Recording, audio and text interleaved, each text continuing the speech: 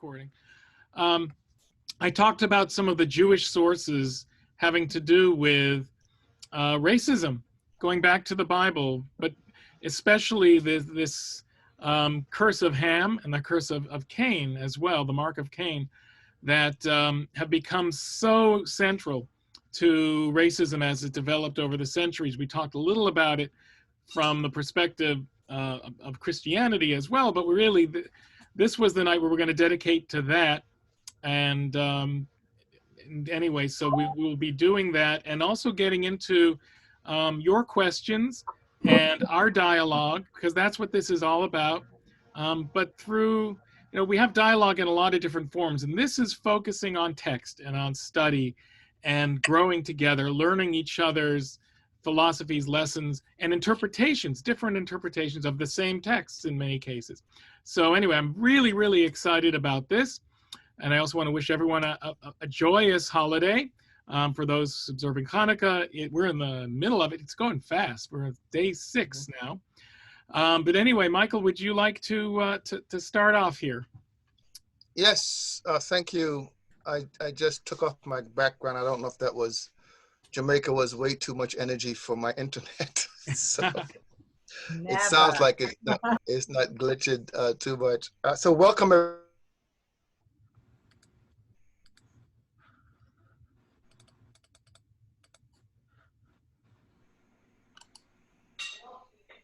Uh-oh.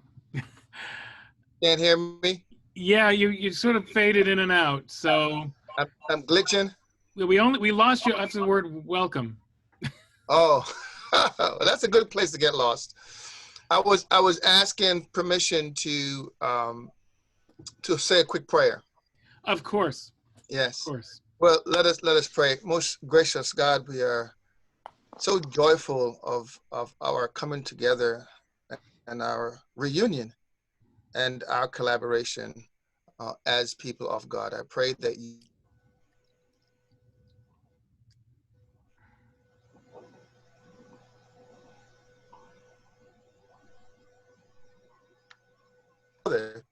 and this we pray in your name. Amen. Amen. Okay, so I would like to, Rabbi, do I have, can you hear me? Yes, can hear you. Do I have sharing power? Yes. Okay. You should. No, you've disabled my sharing. I have? I'm disabled. Ah, okay, let me see. I'm going to make you the host then. Oh, okay. If that works. Let's try that. Okay. Thank you, I got it. So my intention, everyone, is to do a quick review. Oh boy. This hasn't happened before. Can shake you to the core. Not hearing me. You just like you faded in and out. All right. How can you hear me now? Before. Yes, now it's fine. Well, maybe sharing might be too much. Sharing my screen might be too much, which is horrible because I had this wonderful, dazzling presentation to share with you. Wait, someone's suggesting on the chat if everyone turns your photos off. Really? Yes. Okay. Yes, actually, that does help. All right, let me do that. From my perspective, say goodbye to the walls of Jerusalem, and hello to my basement. Okay. So people who are photoed but not showing video, should? Yes. Just stop showing your video. We'll cut down on the bandwidth. So we should just show our names and not our pictures? Yeah, just click on the lower left side where it says stop video, and it will cut your picture out and put your name on. There you go. There we go. We can still hear you. This works. Okay. All right, let's try sharing again.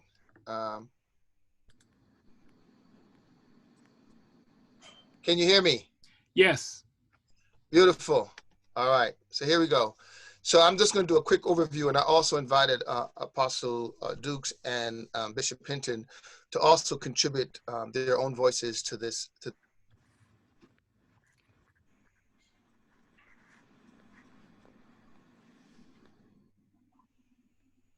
Hmm. Context, kind of review. Many of you already know the story. In the book of Noah, the 9th chapter, in the book of Genesis, it's given 9th chapter. So Noah had three sons rather, Shem, Ham, and Japhet. Ham was the father of Canaan. I think this was inserted in this interpretation. And these were his son. Just want to bring you up to the context. And so then further down it reads, did I miss something? Nope. Yeah. So then it goes on to talk about Noah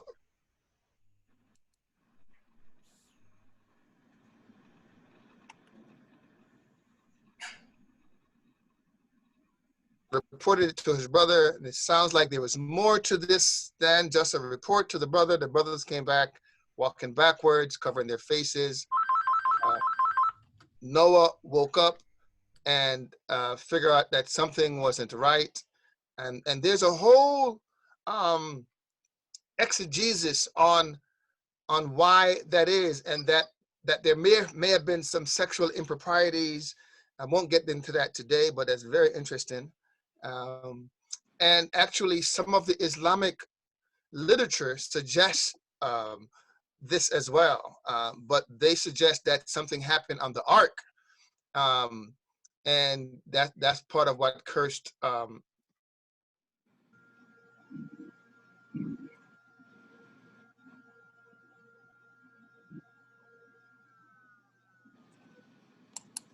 wasn't cursed, right? Noah cursed Canaan, his fourth son. Let me see if I can get to this. Ooh, I don't know what I did there. Sorry, let me back up. So Noah curses his fourth son, and then this story has emerged of Ham being cursed. And of course, as Rabbi mentioned last week, Ham in Hebrew is dark, means dark or hot or heat. And so there is this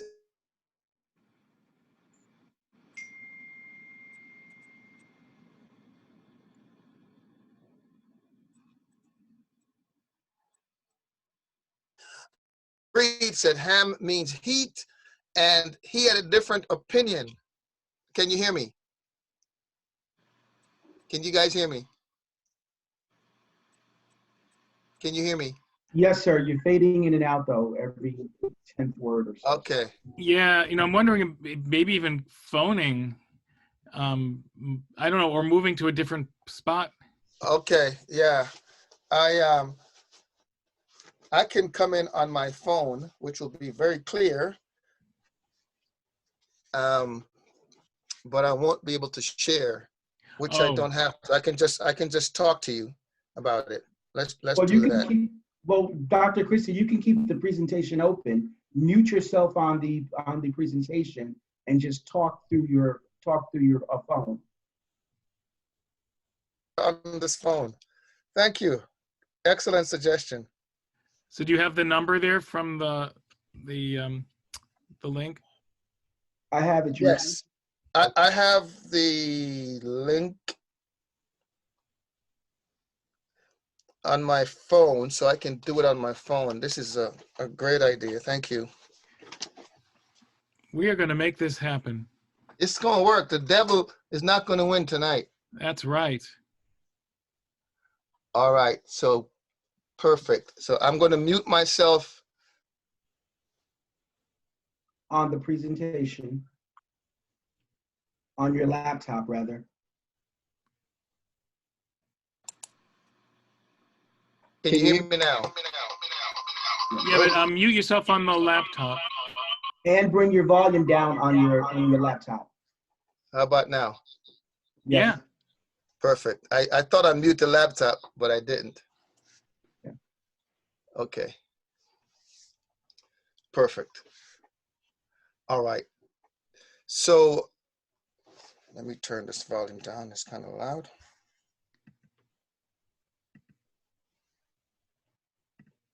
Can you guys hear me okay?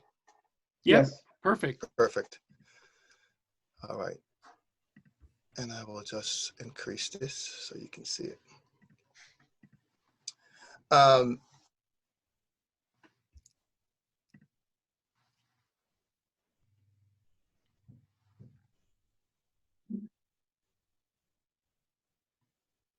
is his idea is that he had nothing to do with Black or Africa, but it was more an allegory of that about this. So to him, Shem represented good, and Ham represented evil, and Japhet represented indifference.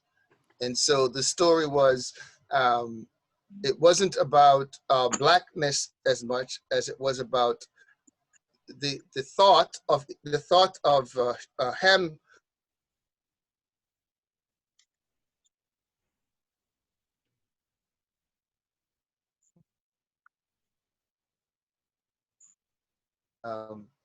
When he presented this.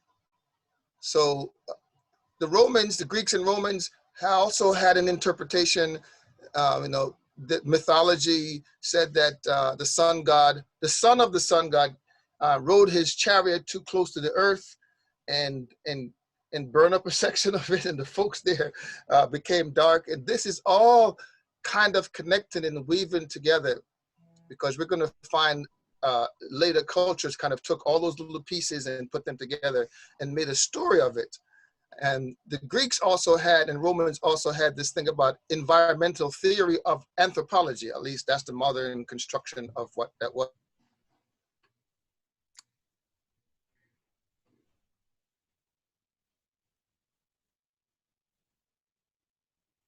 Sense, and the people south were very dark skinned, and that the people in the center were the most beautiful and had the best skin and character and the most intellectual. And of course, those were the Greeks and the Jews. They considered themselves in the middle. So again, they were beginning to consciously or unconsciously differentiate themselves from dark-skinned people.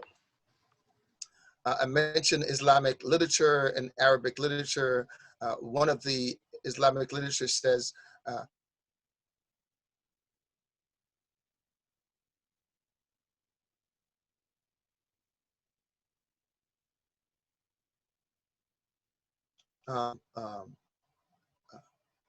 Arabic literature saying, just talking about the beautifulness of white skin and white women, and church fathers and the theology. All these Christian church fathers started to form this sense about Ham and Blackness, and they started to write about it, that Ham's sin was transcended to all of his descendants. They're trying to make sense of this, why Canaan was cursed and not Ham. So what they did was said, well, Ham was cursed and all of his children were cursed, because it's worse to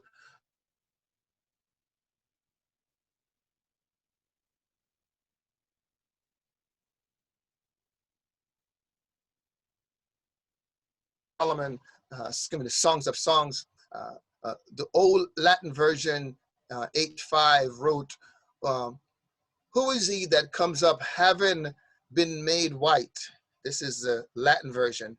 But the Hebrew version actually says, who is she coming up from the desert? So already you start to see some shifting, even in text, even in sacred texts, in terms of interpretation, and also making a distinction between whiteness and darkness. And then there's this concept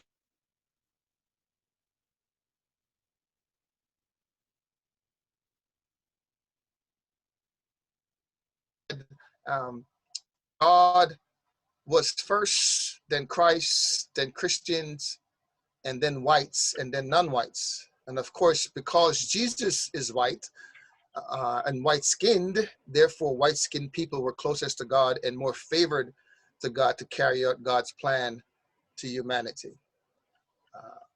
Here are some of the church fathers I mentioned. We can skip this. And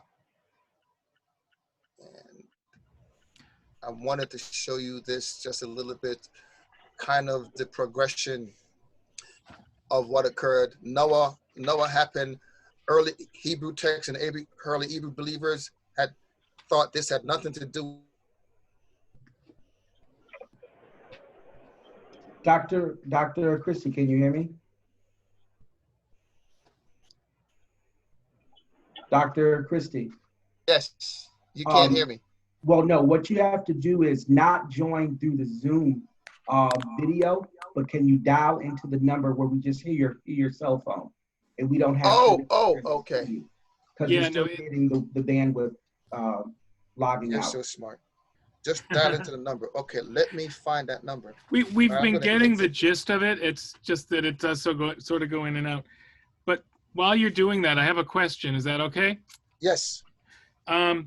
You mentioned Song of Songs, and you know, I think back to some of the verses that, you know, I remember from the Hebrew as well as just like knowing the book, and it glorifies darkness, in, you know, in that the lovers sort of talk about being, you know, the darkness of their betrothed, the one they love.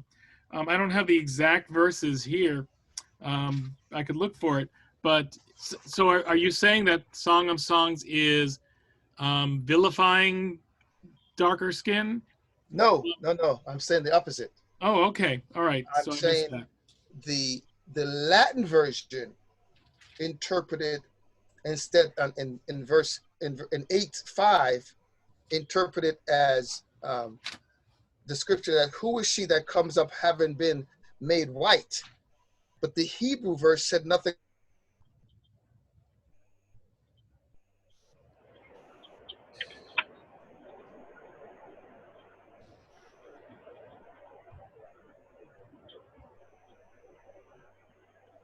Hello? Yeah, Yes. we're now hearing you. Yeah, I was muted for somehow. So 8:5, I'm looking at it. Yeah. What's it say? Well, I mean, my translation would be different, but it's how worthy she is ascending from the wilderness bearing Torah and his presence clinging to her beloved. Yes. Well, in the Old Latin, it said, who is she that cometh up, having been made white?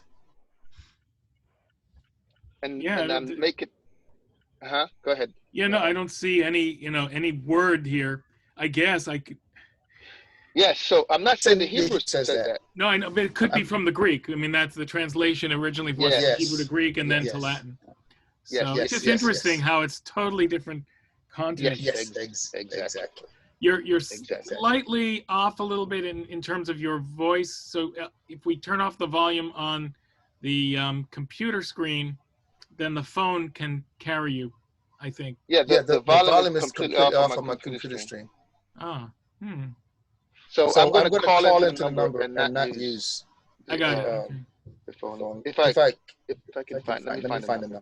So I have the number if you want to listen to it. You ready? Apostle or Bishop, can you just jump in and just give your own kind of take on this until I can call back in? That was good.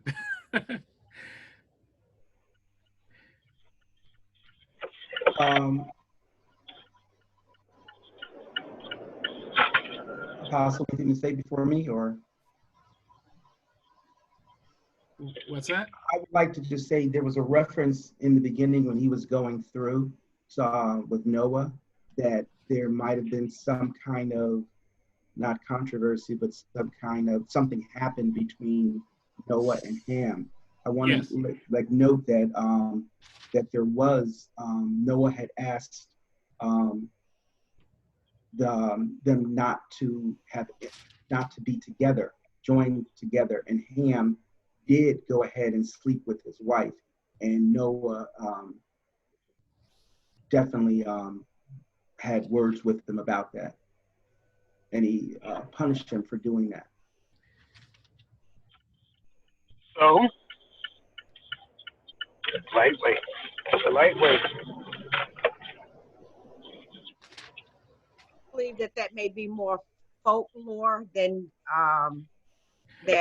truth, because the Bible itself really doesn't talk about that. Because Noah was he grew his grapes and he got drunk, and he in his drunkenness, that's when his son saw him, and he went and told his brothers. And because he did not respect his father and cover him, according to how the word speaks to me, is that then Noah cursed Canaan. But we must understand Cush was not the one that was cursed. Canaan is the one that is, Ham was not the one that was cursed. It was Cush is the one, Canaan is the one that was cursed. And if we try to take that and say that that is how, what made all Black people to be cursed, I believe that would definitely be incorrect, because Noah, Ham had other sons, and all of these sons, the four of them, they represent different areas and different tribes from Palestine all over, Egypt, Libya. And so when we talk about being Black, I think one of the things that we do, we just see, we look at color and being, and I believe if you want to use anything, we should say African, because Africa or African is an array of different skin colors, and that is representative of what Africa is, not just Black skin only. And so I believe that when we take and say that Blacks were cursed, or that's why they became slaves, we are using a prejudice or to say that, because really the word never even says that, nor does it say that Ham was Black himself. And in reality would be, I would think, that Noah would not have had sons of 3 different nationalities. If one was Black, then probably they all were people of color. It would not have been one that represent the white race, one represent another race, and then the Black race. I don't believe that that's how it really was. I believe that's what we came to accept. And so this is why we have this now. And I believe it's based on prejudice and not on fact. Liz, thank you. Yes, I'm sorry, Michael, go ahead. If I can add one thing to that, in Genesis 9:9-1. Who is speaking? We should identify ourselves. This is Bishop Hinton. Hi, Bishop. How you doing? If I read Genesis 9:1, it says, "And God blessed Noah and his sons, and said unto them, Be fruitful and multiply and replenish the earth." So if God had already blessed Noah and his sons, there is no curse. And again, I think as we had said earlier, Noah was the one that said the curse, or so-called curse, to Ham, or actually Canaan. Yeah, no, and also just to repeat what I mentioned last week, that from the Jewish commentators, the curse, if there was one, was to Canaan, and because it was to Canaan, it had nothing to do with race or color or slavery or Africa even. And Canaan, of course, ended up being the founder of the land of Canaan that the Israelites eventually fought for. It was a geopolitical statement more than anything else. But anyway, Michael, you're back on, so why don't you go? This is seeing all rulers. This is what great minds can do. We can mute ourselves when we're not talking. Thanks. Okay. Michael, you there? Uh-oh. Can you hear me? I don't think he is muted. Michael, you're muted.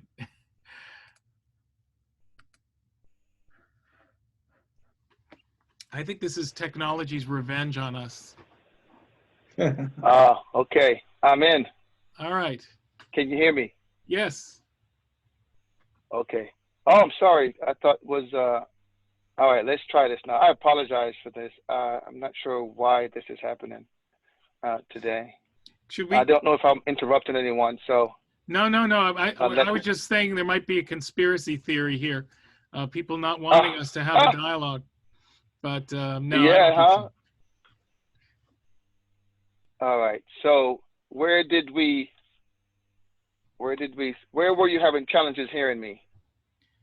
Back Okay. where you just were. Okay. I think where you had that. So timeline. yes, we just talked about. I'm listening, Rabbi. No, yeah, the timeline that saw Yes. Jesus as the ultimate in whiteness, maybe. Yes. So the A&E is ancient Near East, talking about the story. You have a Jewish understanding of it, whatever that might be. It wasn't really about Black Africa or Black people being cursed in perpetuity. You have, and the order might not be perfect here in terms of timelines, but there was a Islamic and Arabic kind of agreement with a shift in understanding of the Jewish text, the Hebrew text, using the interpretation of the Hebrew word ham to mean dark, and folks kind of ran with that and sent some of Ham's children, right, were Ethiopian or Egyptian, rather, went to Egypt. So they started to make some connections about, and further into Africa, that, well, Canaan was cursed. Well, all of his children, which wasn't true, that was the first error in the interpretation of scriptures, that Ham's sons were cursed. It was just one of them that were cursed. The Romans, the Europeans rather kind of took this up.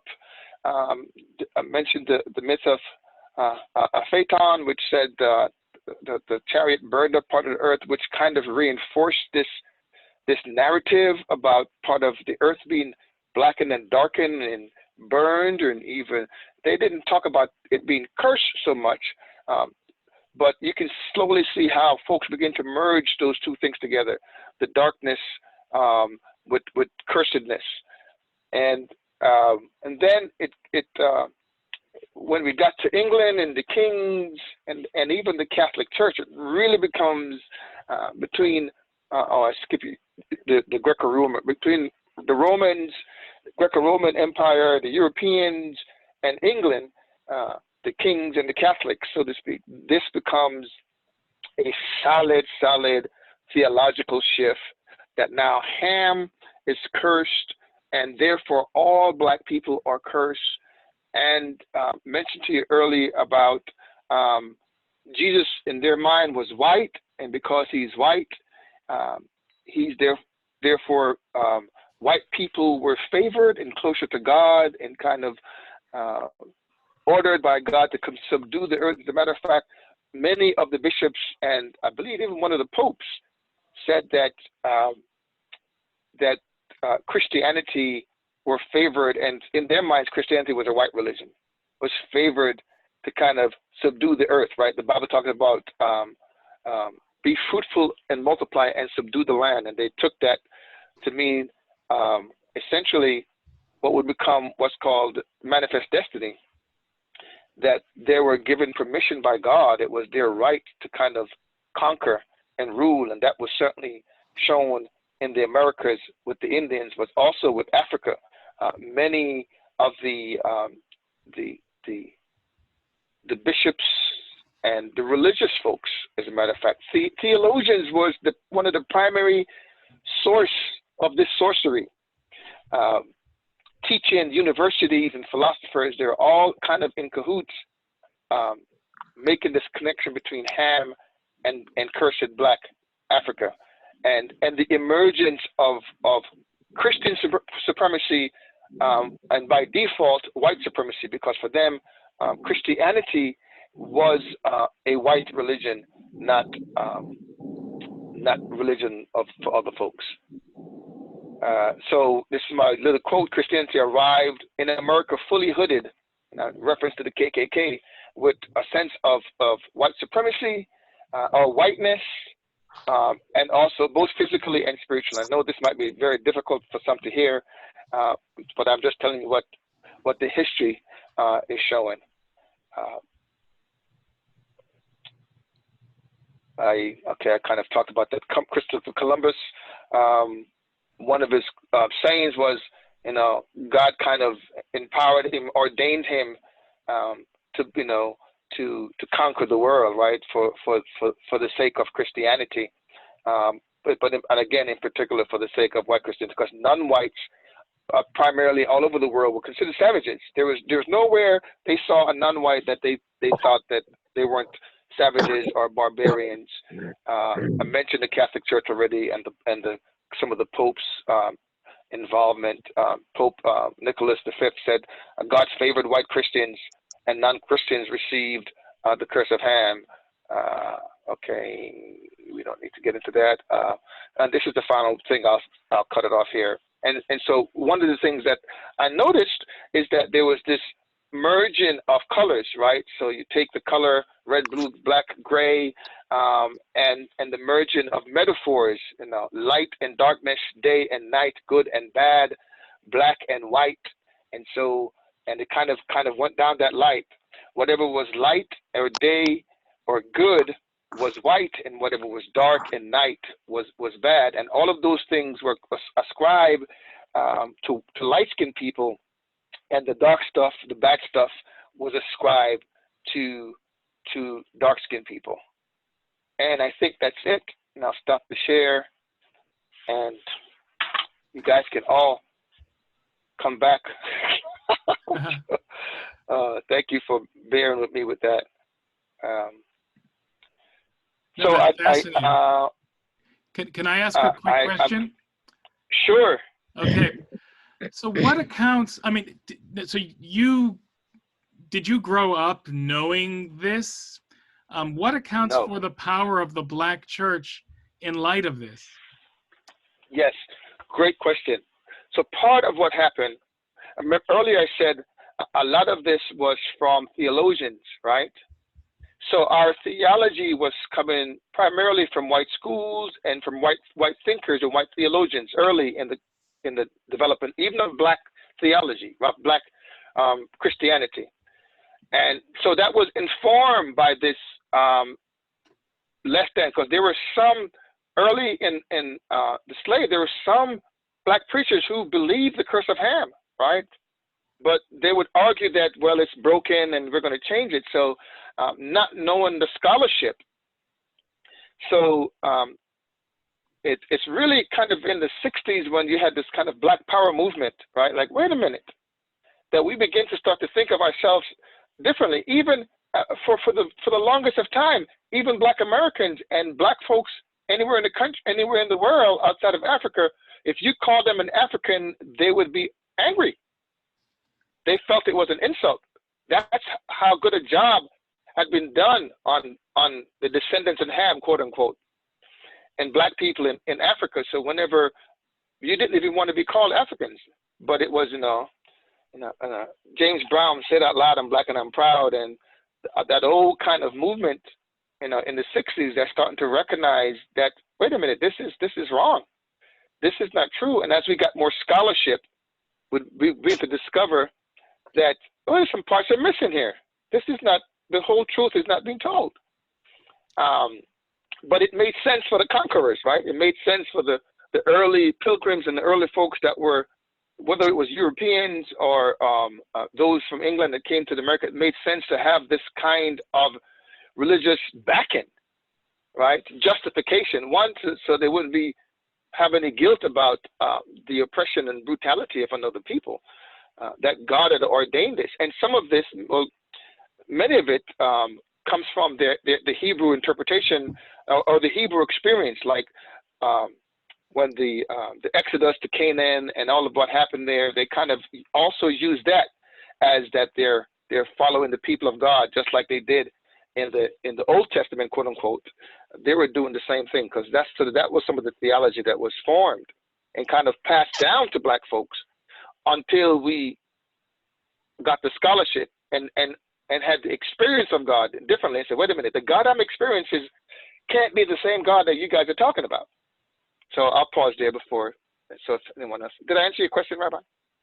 Yeah, no, I just, I think one of the areas of dialogue that I would love to dig into is the feeling that this Bible that we both love so much, this sacred text, becomes the source of such pain and historical violence directed against other groups, against our groups. I mean, Jews have to deal with issues in the New Testament as well as the Old Testament. Yes. Yes. Where I guess when Pontius Pilate washes his hands,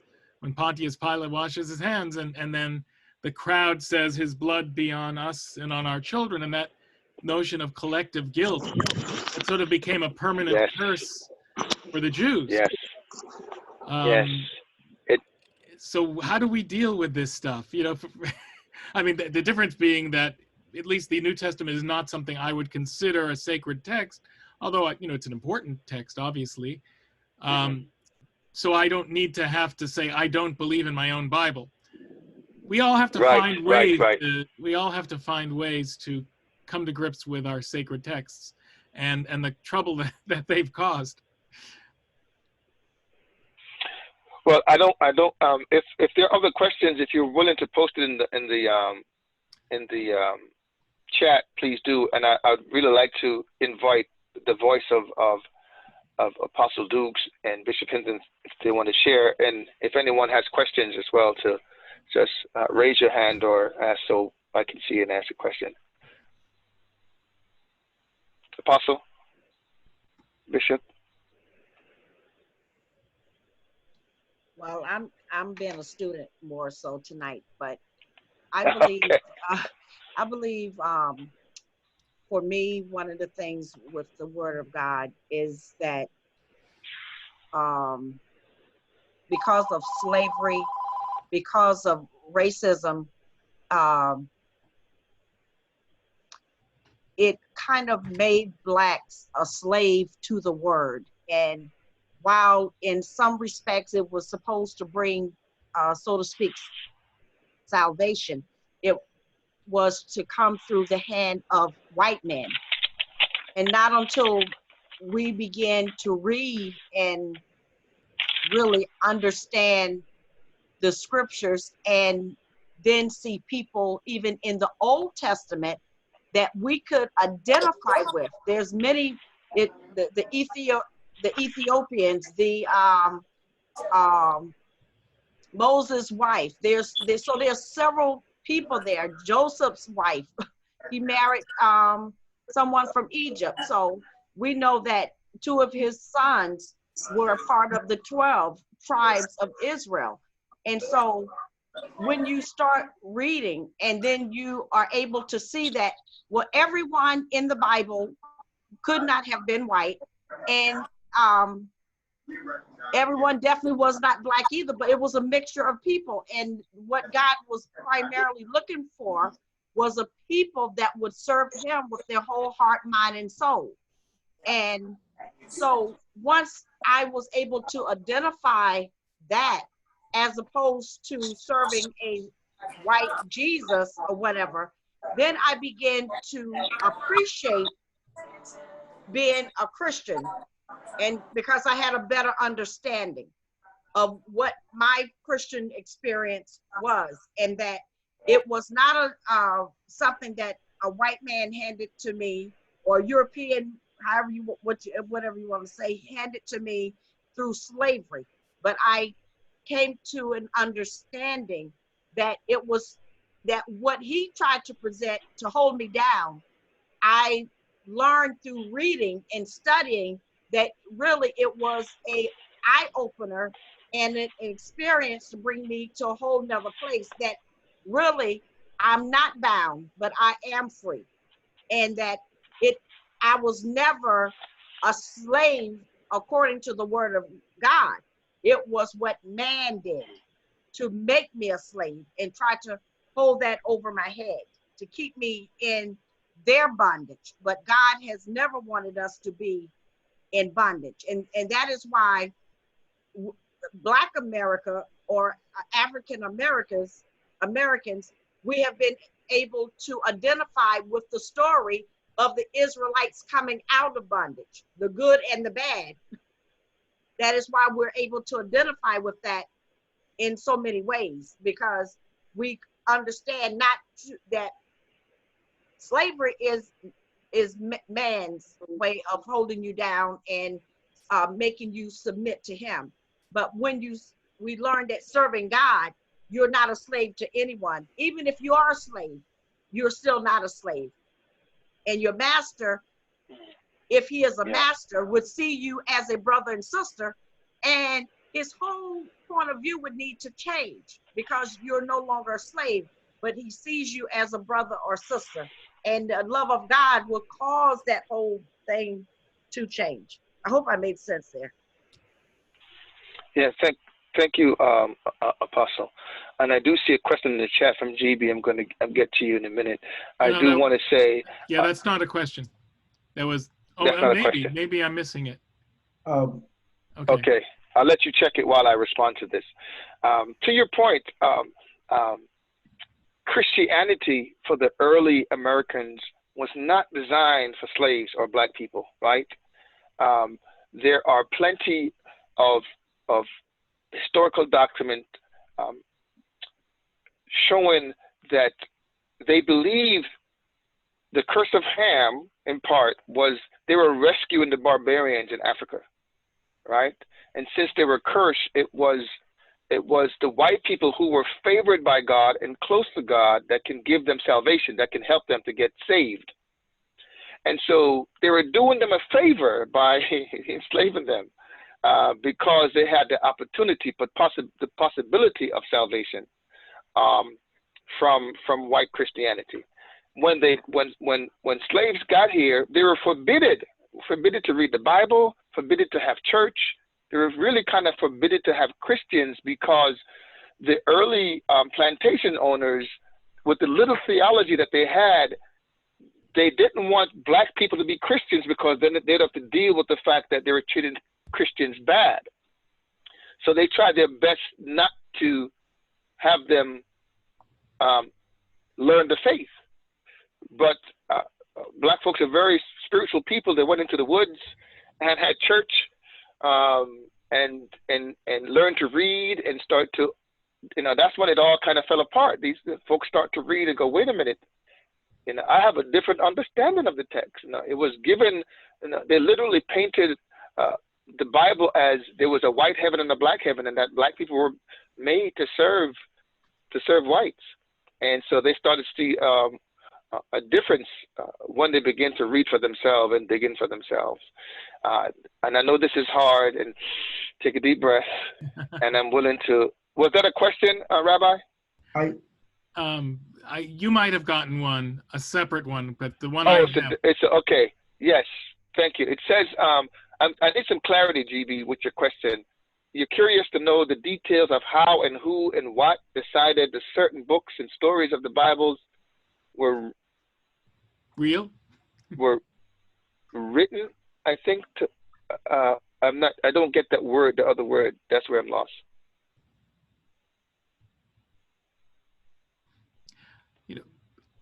What she may be asking, what she should have asked, what determines whether a certain story or narrative or interpretation is authentic? It's because otherwise it's a free-for-all.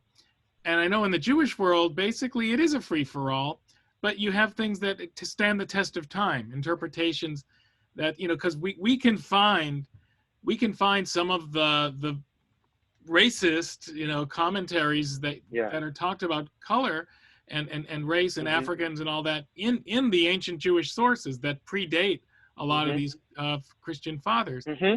But Mm-hmm. what I showed last week is that some of the more authoritative rabbis like Ibn Ezra and Maimonides clearly did not think along those lines. And the rabbis clearly did not like slavery and tried to legislate it out of existence as best they could.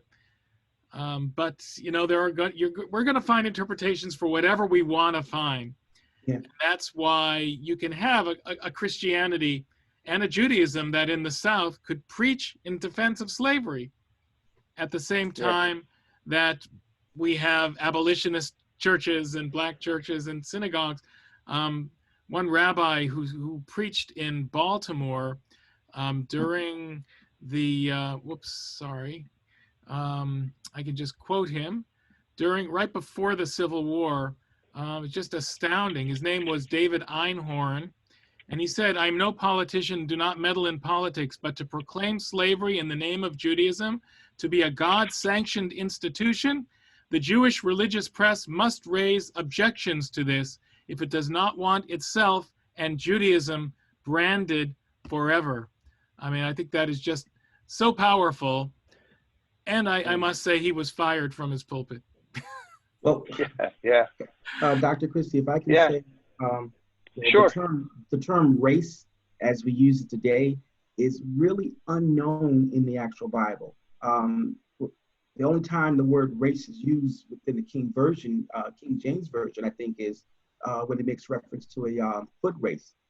The translation of the English word race generally refers to the human race versus a race of color or a race of skin and so forth.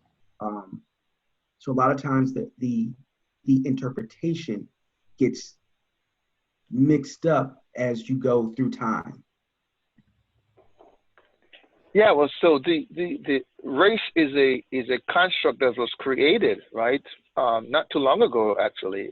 To your point, it wasn't in the biblical text, either the Hebrew or the Greek New Testament or Aramaic scriptures.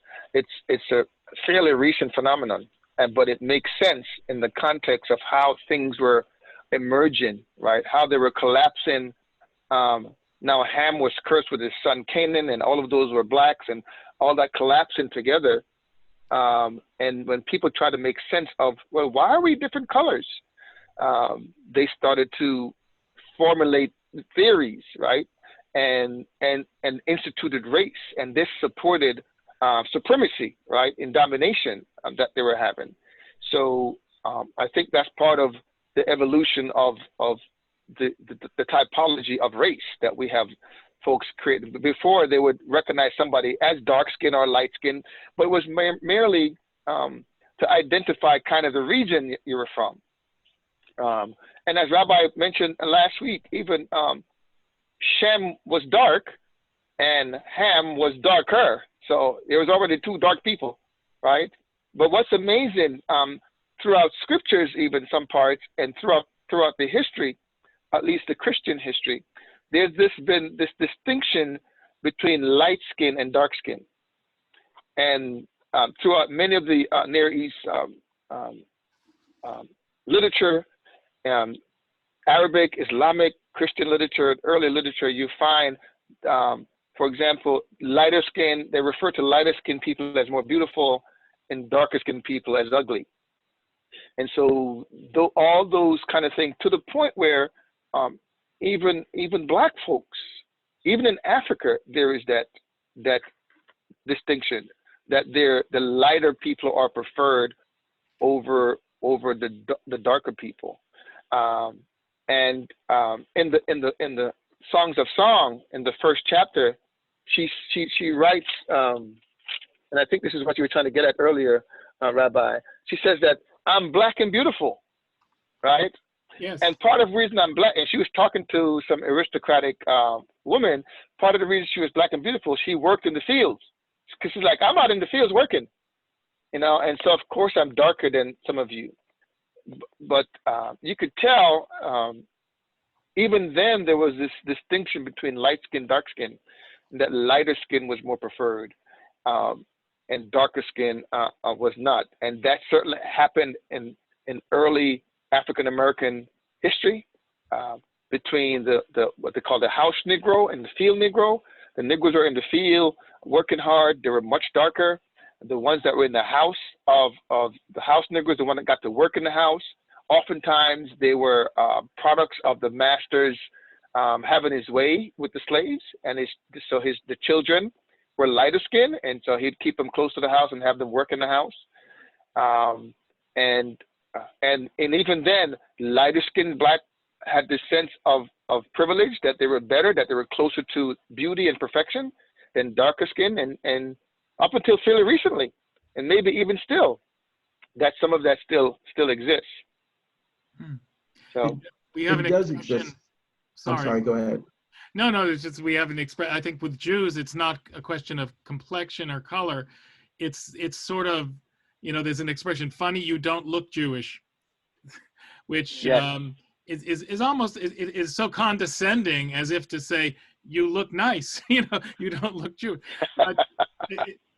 Right. Jews can't look nice, right? Right. Yeah. I don't know. Go ahead. Obviously, I'm not comparing the two. I realize it's not the same. No, it's similar. It's similar. So in Kendi's book, How to Be an Anti-Racist, he talks about Ham at the beginning, but also about Adam. And I mentioned it last week, and I want to ask you and also Bishop James. He talked about who are the cursed descendants of Canaan, and then describes how in 1578, English travel writer George Best provided an answer, not coincidentally justifying expanding European enslavement of African people. God willed that Ham's son, and quote, all his posterity after him, should be so black and loathsome that it might remain a spectacle of disobedience to all the world. And then he talks about Columbus, sort of like as you just did, and he goes back way beyond, before Ham, to Adam. And last week I talked about how the Jewish sources speak of it's being so important that all of us are descended from the same person. Whether or not you believe in evolution or whatever, or you believe, I don't take the Bible literally, but I think the lesson of having one Adam and one Eve being the ancestor of everyone is an important statement about equality. So Kendi says that after Christopher Columbus discovered a people unmentioned in the Bible, speculations arose about Native Americans and soon about Africans descending from a different Adam. And he then describes polygenesis, that gave rise to the theory that there was a second-class Adam that could be the ancestor of second-class people, of second-class races. And that's sort of how they describe racism beginning. Does that go along with things that you've learned? Yeah, so I think you have multiple track of racist theology emerging, right? And so there was I think the centerpiece of it all is the Ham story. And theologians want to always be different, so they'll come up with other things that they see. So the Christopher Columbus piece that emerged, I think it has been strengthened by Ham, the story of Ham. You mentioned, I think about Cain and Abel, and there's another text you mentioned last week that was used. The mark of Cain. The mark of Cain, thank you. But the primary, they would find any theological tool to support a racist ideology of black enslavement. And so slave obey your owners in the New Testament. And there's plenty of slave references in the New Testament and the Gospels. And I don't know if the same reference for slave is always the slave that America developed, because America developed a whole new system of slavery. And so I do think there was all these emerging things, but they were all kind of the godfather of it all is Ham. The godfather of it all is Ham. Wow. Yeah, the Rwanda killing in 1994 centered around Ham as well. The Dutch came in and they said that, you know, when they came over, they were like the Rwandan, the Tutsis and the Rwandan, they said to them, one was lighter than the other, therefore you're the superior, and we're going to, you know, paraphrasing a little bit, you're going to be the ones that we side with. And then they, you know, over 800, you know, thousands were actually killed, you know, forming from that story of Ham as well. One of the questions that was being asked, I think it's the one that was asked to you also, about books that were made illegal during slavery for African Americans to read biblical stories, how that happened and how that decision. Who made a decision? Yeah. Yes, thank you for the question. So the idea was an educated slave was a dangerous slave, because if he starts to read the Bible, he'll see that there's some contradiction in our theology and the way we're treating them and what we're saying the Bible says.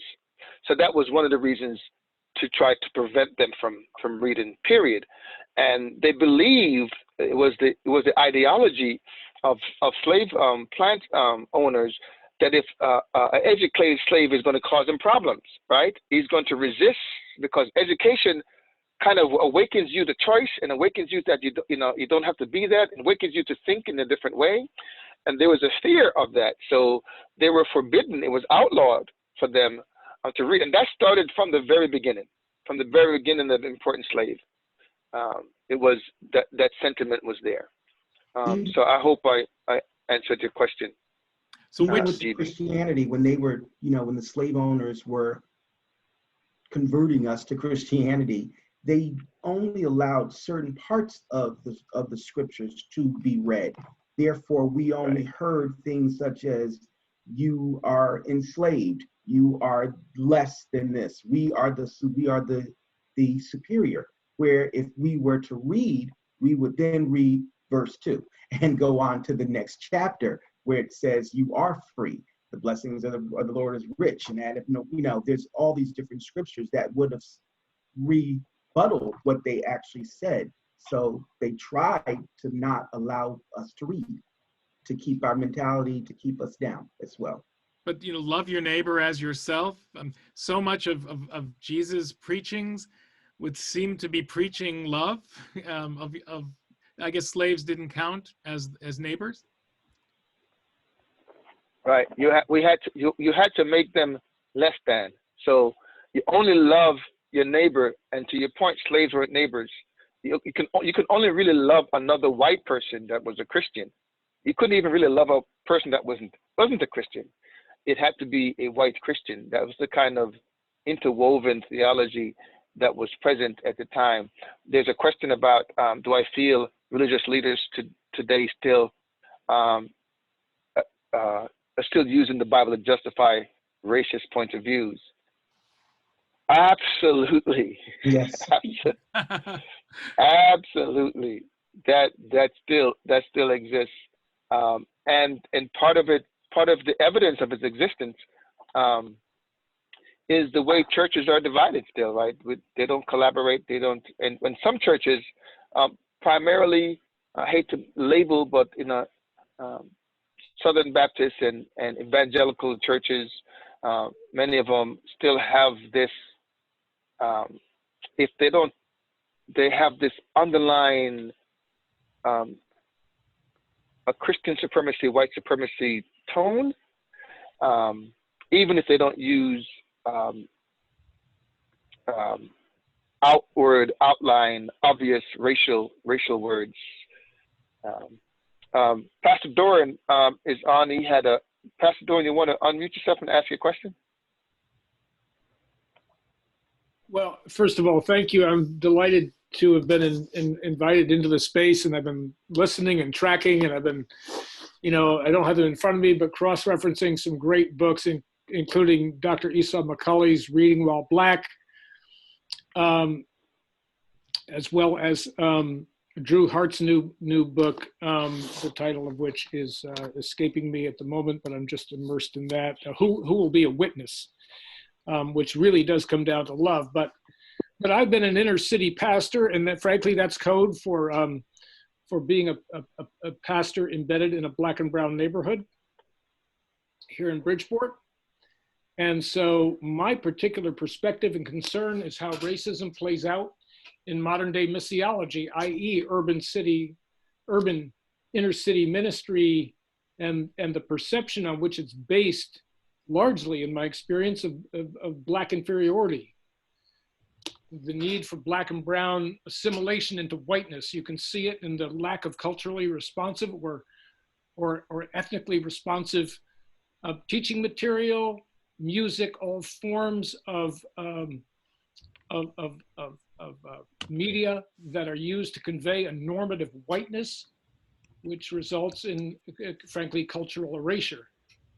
And it's not mean-spirited, but as you just said, Dr. Christie, it's sort of, without being overt, it's covert, it's there, but in numerous dialogues with those sort of forays from wealthy suburban churches that want to bring a white Jesus into the hood, it's frankly nauseating. But the excuse is, well, this is how missions always operated. And so they're exactly right. Their understanding is exactly as you so well described in the timeline, how whiteness became normative, how white supremacy is maintained, and it really comes down to the neighborhood, in my experience. That's all. Countering that is very, very difficult. How does religion become part of the solution, since it's been so much of the problem? Yeah. Through my studying, I found that the Church of the Latter-day Saints, it wasn't until the 1980s till they really recognized African Americans, men and women, as being able to even go into their priesthood. They were, again, looking at the curse of Ham and said we were inferior, and therefore they wouldn't even allow you to even partake in any of the priestly services, meaning you wouldn't be a pastor, you wouldn't be any of those, but you can just sit and be a part of the layman. So if you think about that, from mid 1800s all the way to 1980, the Latter-day Saints they're a large church, and this mentality was taught. It was, definitely gone throughout all of them, and for 100 years or so, they would not allow Blacks to even do anything priesthood-wise. There's a famous there's a line in the Book of Mormon, the musical, that makes reference to that. But it is shocking. So one of the questions that's been asked here is, is there a movement among clergy to denounce religion's role in the genesis of racism? Couple of points that I would make on that. One is, I think racism happened and then religion tried to support it and explain it. I don't think it was the other way around. The story of Ham existed, and then it gained interpretations that tried to explain racism, as all mythology, as all the Greek myths explain, lightning. And so I don't know that it's religion's fault that there's racism, but there's no question that people have used religion to defend it and to promote it. And so is the question, do we condemn religion, or do we try to fix the problem by changing religion? And actually, religion has a side to it that's always been there. It doesn't necessarily need to be changed. We just need to recognize the good parts and cultivate those parts, and that's what we're doing here with the dialogue that allows us to talk to each other. If I can show, I'm just going to share one. I think I need to be made a co-host again. Okay. So I can share a quote that I think will be helpful. Whoops. Are you co-hosting me? Am I? Yes, I am. I'm still. You are co-hosted. Oh, I am. Wow. Okay, let's see if I can find it. You know what? I'm gonna do this. Okay. Rabbi, while you're looking for that, I want to Yeah. speak to that question that Go Karen ahead. was asking, and I do think that there is what I heard Karen asking was, I think I heard some sadness in her question about, really, are we really addressing the role of religion in racism? And the answer is no, not on a large scale. We're doing it micro. Rabbi and I are talking about it. We're trying to have all these collaborations, and so we're doing it now. We're starting to talk about it a lot more since George Floyd.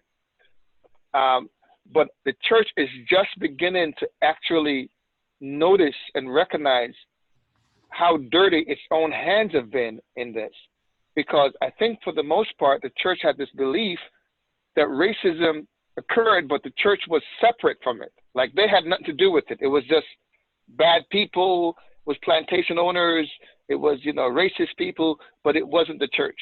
And little did they know that all those things that they were saying, bad people, racist people, was in part of the church. So if it wasn't for the church in America, and maybe in Europe, this theology wouldn't have gained the support that it's gotten, because it was the theologians, which were very highly respected and looked upon, that were the one that was feeding this and giving it power to the culture and to the community. So thank you for that question, Rabbi. Yeah, no, and I don't mean to, to disregard the truth in your answer, and Karen, I understand. I mean, I think both of us have experienced that in Judaism and in some of the leaders we've grown up with, and no question, we got a lot of work to do. But I just, this quote number 41. That's here on this page from Midrash Vayikra. It's a traditional Jewish source. It's not that well known. In fact, it was found by archaeologists. It didn't necessarily get brought down to us over the generations. It was rediscovered. But Isaiah said, in the Messianic period, he who is light-skinned will take hold of the hand of him who is dark-skinned. Germani is light-skinned, which then, later sort of had connections to Germanic. Cushi is dark-skinned. So the Cushite, which even from all the Jewish sources is seen as someone who's dark-skinned. And the dark-skinned will take hold of the hand of the light-skinned, and arm in arm they will walk together. So I guess what I'm trying to say, and then we have more of a messianic predictions by Maimonides below, the love your neighbor as yourself is not just aspirational. It's a commandment. It's something that we should. The world is not like this now, but it is something that our religions, in their deepest incarnation, should be leading us toward. So in that sense, I'm an optimist. I do see the potential within our faiths to forge this greater sense of unity and justice. We got a long way to go, no question about it, but I do see religion as being potentially part of the solution. Oh, I absolutely agree with you. I think we were part of the problem. We wouldn't be in this business, right? We have to be a part of the solution. I do see Michael Hyman wanted to ask the question. Mike, can you unmute yourself and ask the question? Or make a comment. I don't know if there was a question. All right. I guess I have been unmuted, but it was actually a comment a while back. Okay. The mentioning of whether there has been some complicity by religion in this effort. Maybe all of you are aware that in 1807 there was a slave Bible that was published and used in the Caribbean and Barbados, here in the United States. And in the Old Testament, I believe there's some 1,190 or 89 chapters to the Old Testament. In that slave Bible, They had excised so much of it that it was down to 232 chapters in that. They had excised, the entire story, as others will tell you, about the Exodus and everything else for that matter. But it was a Bible that was made intentionally for the slave to ensure that whatever he heard, if he could read, he would not be able to find those epic stories inside that Bible.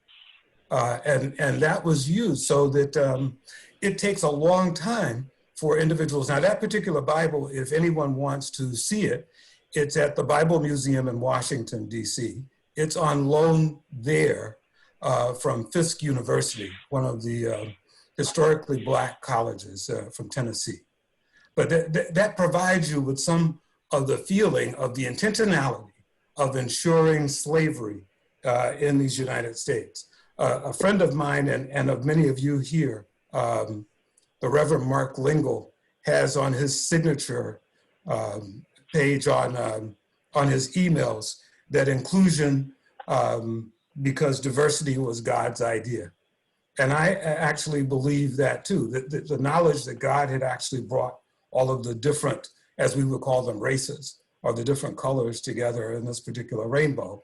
But it has been man, I think, Reverend Christie, Rabbi Hammerman, both of you mentioned the differences in the various Bibles, whether it was in Hebrew or Aramaic or Greek or Latin, but it was man who translated those Bibles and made those subtle differences, and others who, I believe, have reached in to find those subtleties and to make them the cause célèbre for why racism and why the separation of the races should exist. So anyway, that was just my comment for this wonderful conversation that I'm hearing that you all are having, and I've enjoyed it immensely. Wow. Thank you, Michael. I know that you were here. Thank you. I'm trying to imagine a Bible, a Jewish Bible, but a Bible with the Exodus redacted out of it. It would be like the Mueller report. I can't imagine. Missing a lot. We would be out of holidays. We couldn't do anything. And it does, the Exodus sections, which include a lot of the Bible, not just the book of Exodus, it says 36 times you should love the stranger because you were strangers in the land of Egypt. Yes, amen. Yes. So we can say a lot of bad things about the Bible, but that's in there. It also says that. Yeah. So thank you, Rabbi, for pointing that out, because what is so powerful for Christians, Jesus rests on the great commandment, right? Love God, love neighbor, love yourself. But it is the one thing modern day American Christians don't do. We are intolerant, and maybe part of it is that they've interpreted neighbor to not be the other, right? If you're in my group or my ethnicity, then I have the possibility or the potential of loving you. But if you're not, you're really outside of the realm of to be loved, and we're completely missing the boat. And I think this is how we kind of bend the curve back to the right path, is to have a practice of love and compassion for each other, even if you disagree with someone. To have compassion and empathy for them. And I do believe, to your point, that religion has a profound role in the healing of this. And we have to begin leadership, religious leaders and theologians, and these great philosophers of the modern day have to kind of stand up and bend that which was bent out of shape, bend it back in shape, by talking about it, by publishing about it, by speaking to their congregations about it, so there can be some healing, because this is hundreds of years into the nervous system and fiber of the American life and the American Christian life, and well, in many ways the American life, right? this thinking and this theology, and so folks are not even aware that it is present because it's been settled for so long. It's like living in a house with asbestos, and you have no idea because it's buried under the the sheetrock, and it's been there forever. You keep fixing up the house, and wondering why the other neighbor got sick, and nobody took the walls down to kind of see that there's asbestos there. I think this is the same thing with this kind of theology, and maybe this is me thinking out loud. Maybe when we dismantle the theology of racism, then racism itself and its part begin to fall apart, because theology is what's been holding it up. And so maybe it begins to challenge it in a way that makes it shift. And theology can shift by preaching love, and the light skin holding the dark skin, and singing kumbaya and eating banana and sipping pina colada. Any other questions? There's some interesting comments and links in the chat. One thing I wanted to bring up, and only if we have time, Michael, is there anything else you wanted? No, I am complete, and it's just question. I'm just answering questions at this point, and so go ahead, Rabbi. So figuring that we have not, we haven't stopped at anything here. We're not holding things back. Reparations. I think there's a very good case to be made in the Bible for reparations. I mean, after all, when the Exodus story, when the Israelites left Egypt, they had a lot of payment due, and took, and some might say that they despoiled the Egyptians, and Exodus makes it sound like that. But then the rabbis go to great lengths to say, no, this was payment due. This is what they were owed, and the Egyptians willingly gave it to the Israelites, just to get rid of them at that point after the 10th plague, but also because they were righting a wrong. And then many Egyptians actually wanted to come along with them. But is this something that's discussed in religious circles, in churches, that there's a religious basis for reparations from slavery? I'm going to allow others to speak before I do, because I'm a Baptist preacher and I can't talk. So. I saw one smile. I'm trying to make you guys smile. I see the wear of this conversations on your faces. Does anybody want to speak to that? Mike Hyman, Apostle, Bishop, anyone else? So there haven't been enough of a conversation about it. And there is this thing about autonomy and belonging, the balance between autonomy and belonging. And that for all human beings is that challenge. We're always trying to balance belonging to something and expressing our own autonomy, our own voice about something.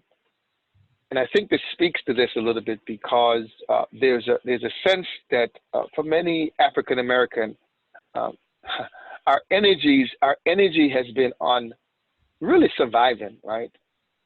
Surviving the landscape, recovering, healing, in some ways finding how to fit and finding how to belong. That's where the energy is.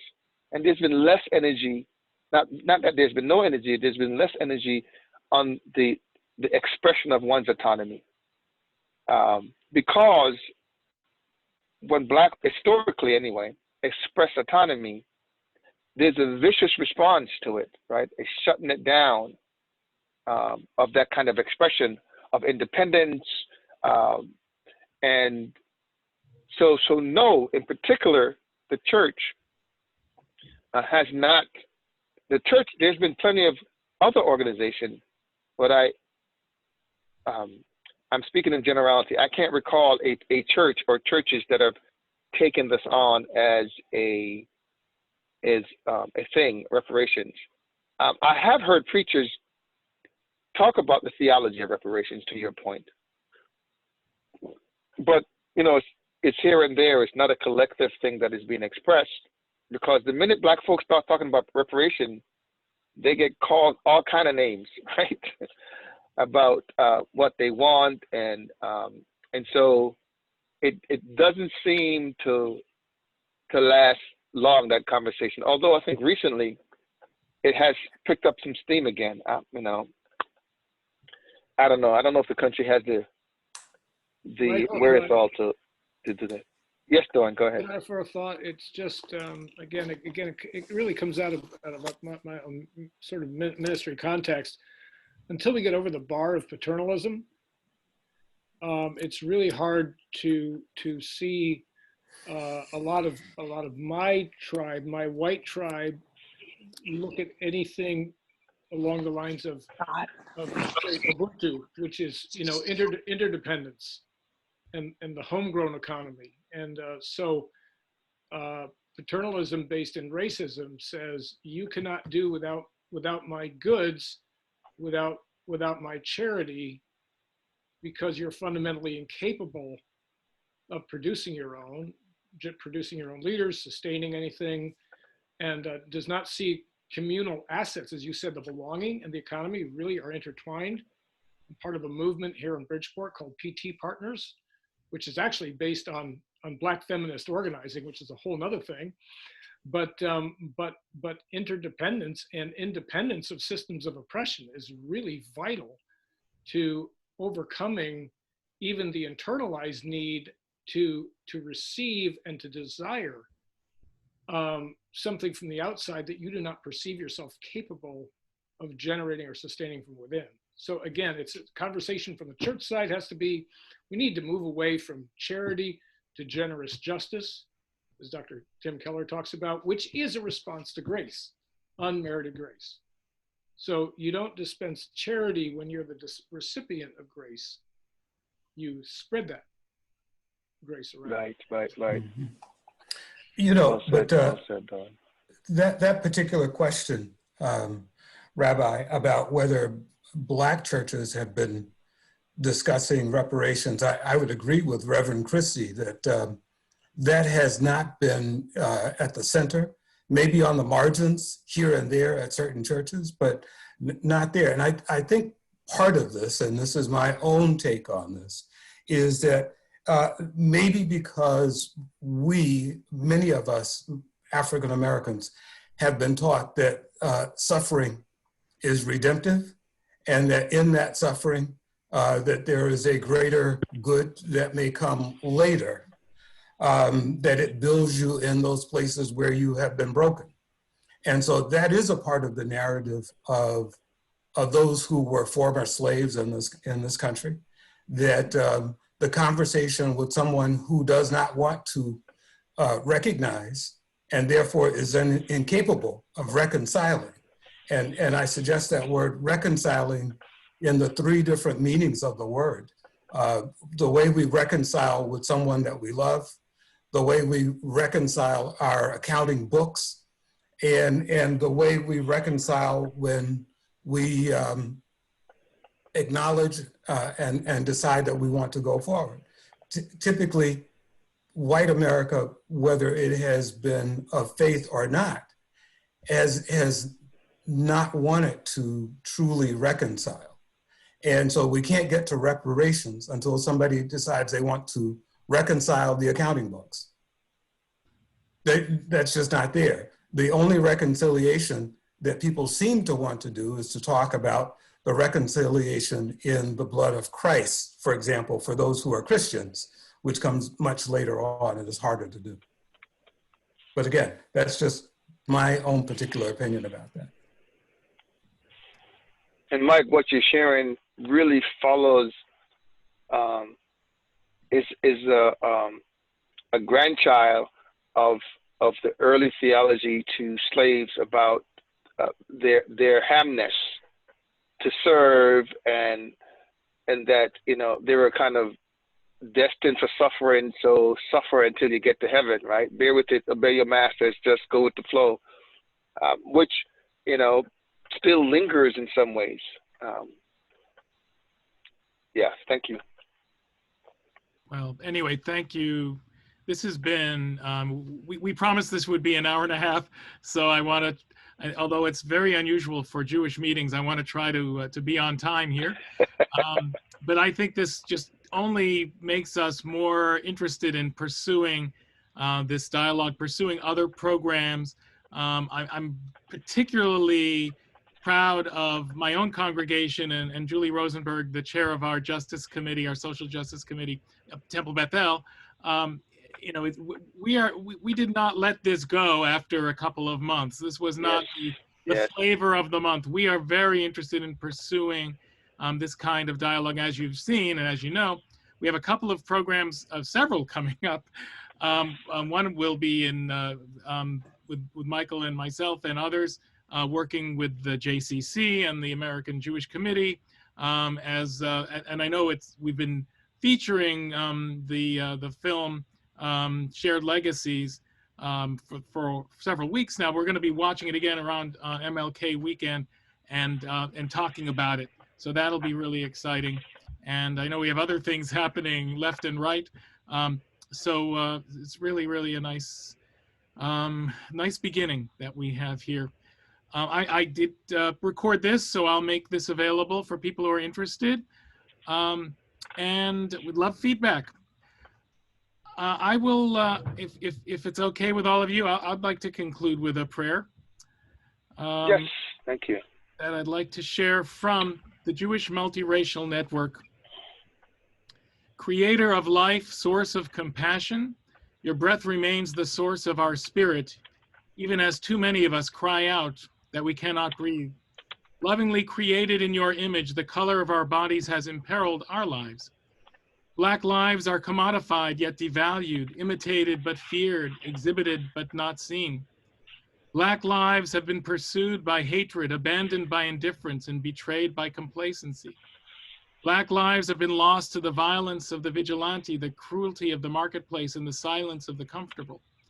We understand that Black lives are sacred, inherently valuable, and irreplaceable. We know that to oppress the body of the human is to break the heart of the divine.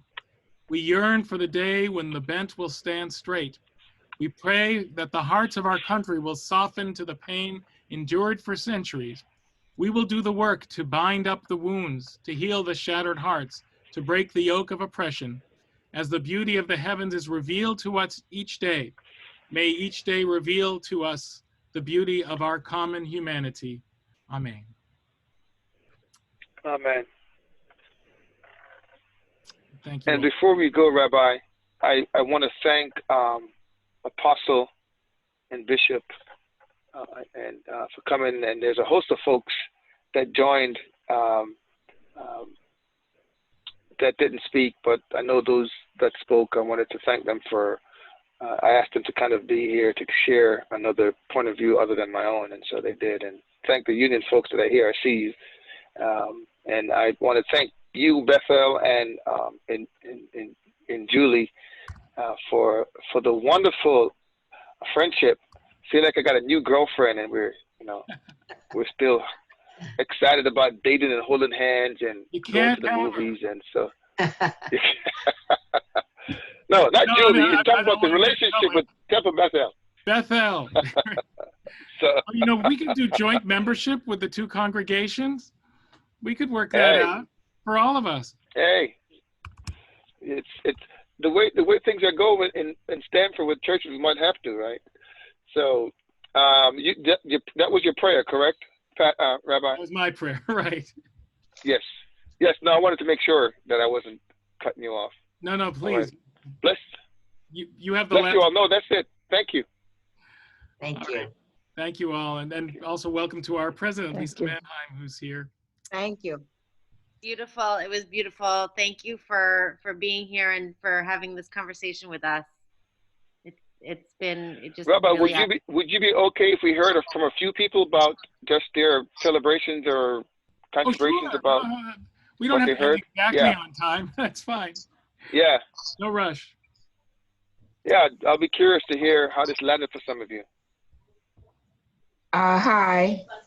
I just want to say I am very happy that Apostle Dukes and them invited me to come and listen in on this year about him, I really enjoyed it. I love to do research on the Black history and stuff like that, so I'm excited about it. I hope that you did record it and I'll be able to get a copy of it.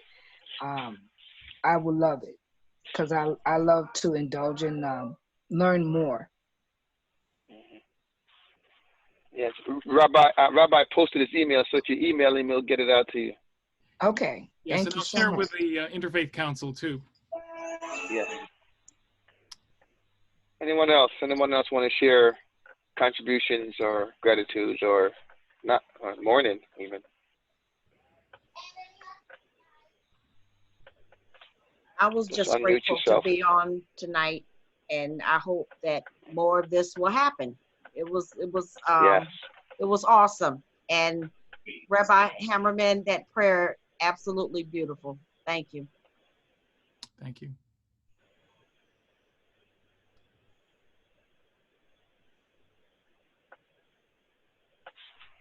All right.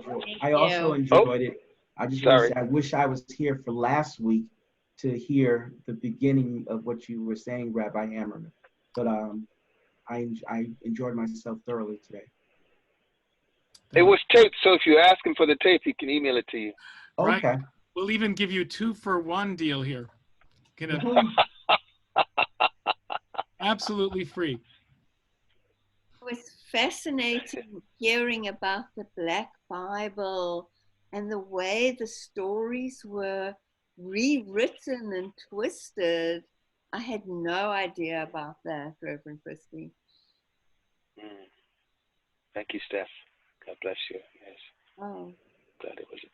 Yes, Donna. So in all that you were talking about, I think that the original religious texts were really perturbed for economic reasons all throughout in the beginning of Noah on. I mean, maybe not then, but Columbus, the Vatican, all that stuff for the purposes of economics. And a way to have a slave force and keep them down and keep them there with no path to emerge from. Yes. And they use religion to hammer that down, which really is awful. So that's what I took away. I think this was really enlightening and makes me think about things like that. So thank you. Thank you, Donna. You know, we always looked at it through the Jewish Bible and didn't see what you didn't see. Right. Thank you. Excellent. Let's keep doing this. It's good. It's good stuff. Okay. Sharon and Jeff, did you want to say something or just waving? No, just thank you to everybody. Very interesting. Okay. All right. All right. Bye. Blessings to you all. Blessings. Thank you. Have joyous holidays and safe holidays for Yes. everyone. Happy Hanukkah to all of you. I should have said that in the beginning. Happy holidays to you later. Happy Hanukkah. Thank you. Thank you. Merry Christmas to you. Thank you. Merry